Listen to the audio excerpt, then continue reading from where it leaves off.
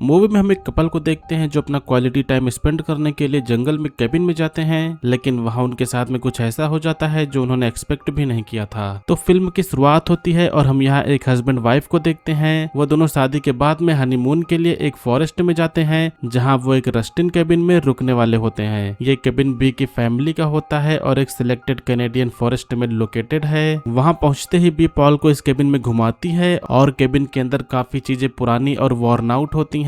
दीवार पर एक बियर की स्किन लगी होती है और इससे पता चलता है कि बी के फादर को हंटिंग का बहुत ही शौक था। रात होते ही दोनों इंटीमेट होने लगते हैं और बेड पर कटल करते हुए पॉल रूम में रखे हुए डक्स के बारे में पूछता है, जिसके बाद में बी बताती है कि वो सभी फेक हैं और अंदर से हॉलो हैं। फिर वो अपनी स्पेशल हनीमून गाउन के बारे में भी बताती है। उसी रात अब जब दोनों लोग सो रहे होते हैं तब एक मिस्टीरियस लाइट उनके चेहरे पर पड़ती है। खैर अब अगली सुबह ब्रेकफास्ट के बाद में पॉल फिर से उस बियर के स्किन को देखने के लिए जाता है। पॉल अब बी के फादर उनकी हंटिंग के बारे में पूछता है, जिसके रिप्लाई में बी मजाक में बताती है कि वो बचपन में अपने हाथों से फिश और फ्रॉग्स को मार दिया करती थी क्योंकि उसे इससे मजा आता था। अगले सीन में दोनों बोट पर होते हैं और पता चलता है कि पॉल को पानी से बहुत ही डर लगता है। बी को ऐसा कोई भी डर नहीं होता और वो स्विम करने का फैसला करती है, लेकिन लेक का पानी यहाँ काफी ठंडा था, इसलिए वो प्लान कैंसिल कर देती है। उस दिन अब वो दोनों एक रेस्टोरेंट में जाते हैं जहाँ सिर्फ एक आदमी होता है जो काफी फ्रस्ट्रेटेड लग रहा था। वो उन्हें बताता है कि रेस्टोरेंट बंद है और गुस्से में अपने लैंप को भी वो फोड़ देता है जब यहाँ की लाइट फ्लिकर होने लगती है। अब जब पॉल और बी यहाँ से जाने वाले होते हैं तभी पता चलता है कि वो आदमी बी को जानता है। वो बी का चाइल्डहुड फ्रेंड विल है। बी उसे देखकर बहुत ही खुश हो जाती है और दोनों लोग अपनी बचपन की बातें करने लगते हैं। विल बताता है कि ये रेस्टोरेंट उसकी वाइफ एनी के फैमिली का है, लेकिन सब कुछ वो ही हैंडल करता है। अब तभी एनी वहाँ पर आती है और पॉल बी को तुरंत वहाँ से निकलने को बोलती है। विल जबरदस्ती उसे काम करता है और बताता है कि उसकी वाइफ की तबीयत थोड़ी ठीक नहीं है। अब रात होने पर बेड पर बी एनी के बारे में सोचती रहती है। पॉल उसका मूड ठीक करने की कोशिश करता है, लेकिन कुछ काम नहीं करता। दोनों इसके बाद में सो जाते हैं और थोड़ी देर बाद में घर की लाइट्स यहाँ फ्लिकर होने लगती हैं। कुछ देर बाद में पॉल का अलार्म बजता है। पॉल सुबह फिशिंग पर जाने का प्लान करता है, लेकिन जब वो बाहर जाता है तो बाहर अभी भी यहाँ अंधेरा था। उसे लगता है कि अलार्म खराब हो गई है। तभी उसे पता चलता है कि बी बेड पर नहीं है। वो कैबिन में उसे ढूंढने लगता है, लेकिन वो कहीं भी उसे नहीं मिलती। किचन में जाकर वो देखता है कि बैक डोर प्रॉपरली बंद नहीं है, जिसके बाद में वो बाहर निकलकर उसे ढूंढने के लिए जाता है। थोड़ी देर बाद में फॉरेस्ट में उसे कुछ मूवमेंट सुनाई देती है और वो रात के अंधेरे में फॉरेस्ट के अंदर चला जाता है और अब आखिरकार वो बी को ढूंढ लेता है, जो कि बी यहाँ पर पूरी तरह से न्यूड और बेहोश हालत में थी। वो तुरंत उसे घर में लेकर आता है और होश में लाता है। पॉल बहुत ही डर जाता है और बी से पूछता है कि वो वहाँ पर कैसे पहुँच गई। बी बताती है कि शायद वो नींद में चल रही थी और सब कुछ ठीक है। वो बार बार उसे रिश्योर करती है कि वो ठीक है, लेकिन पॉल सेटिस्फाई नहीं होता।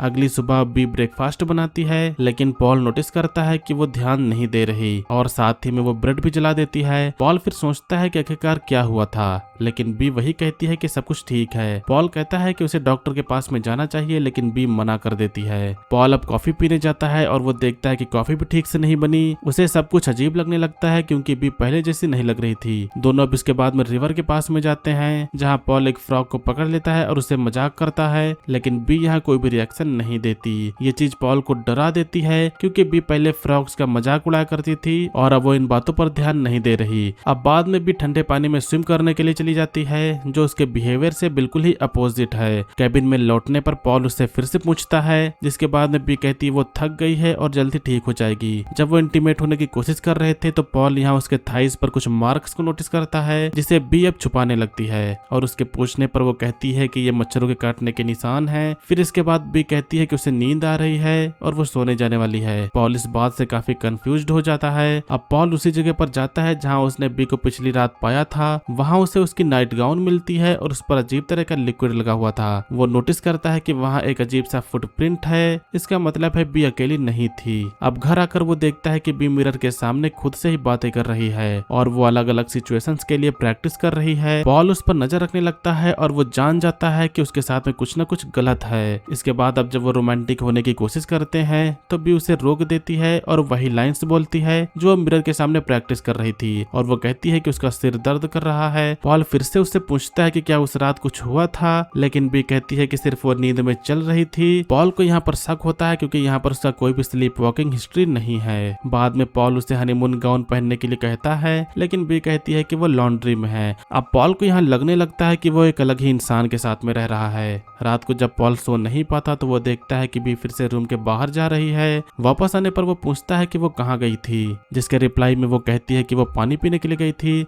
लेकिन अब जब वो ग्लास के बारे में पूछता है तो उसके पास में कोई भी जवाब नहीं था।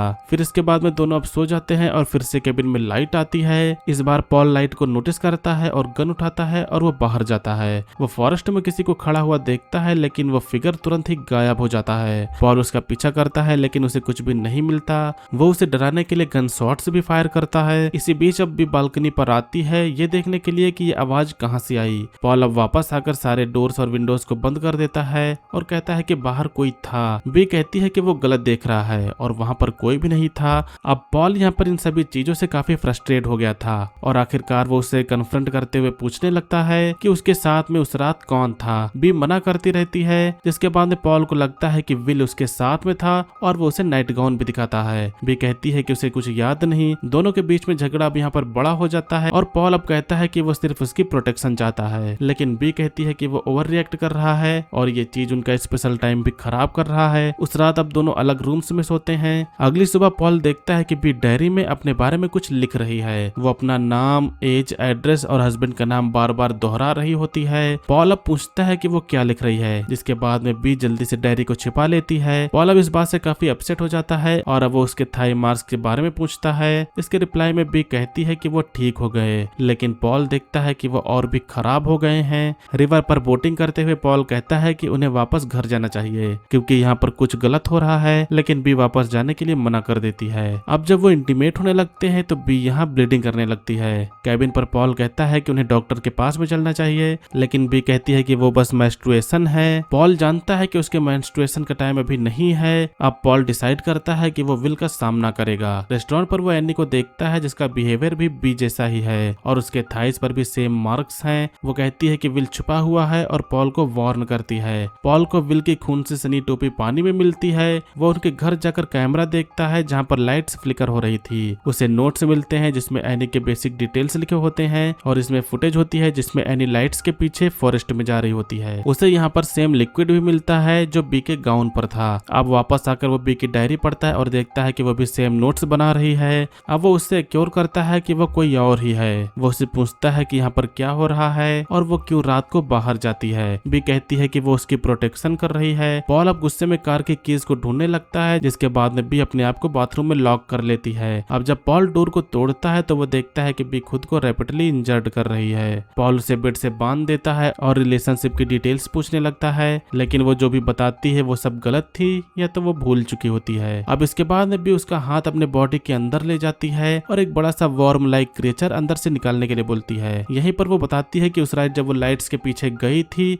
तो कुछ शैडोई फिगर ने उसे इस क्रिएचर से इम्प्रेग्नेट किया था।